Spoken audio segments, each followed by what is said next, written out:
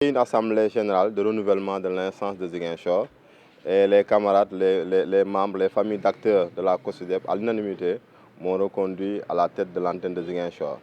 Et durant ces moments d'échange, nous avons pu relever les défis du système éducatif au niveau de Ziguinchor. Nous avons tracé aussi les perspectives, mais aussi nous avons analysé le bilan des 5 dernières années aussi.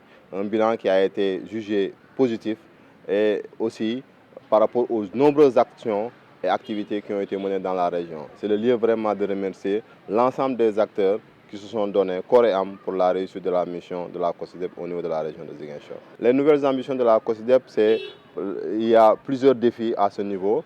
Il y a la question des infrastructures. Vous savez qu'il y a beaucoup d'abris provisoires au niveau de la région de Ziguinchor, mais à côté de cela, il y a plusieurs établissements qui ont été saccagés lors des derniers événements politico-judiciaires. Nous nous battrons, nous mènerons le plaidoyer pour que le gouvernement au niveau central puisse trouver des moyens pour accompagner ces écoles qui ont été fortement impactées. Il y a aussi les autres défis aussi, tels que l'enregistrement à l'état civil. Comme vous le savez, nous sommes dans une région qui est instable en termes de conflits et qu'il y a beaucoup de collectivités territoriales qui ont eu des difficultés par rapport à l'enregistrement à l'état civil. Le plaidoyer devra se faire, les sensibilisations aussi se feront.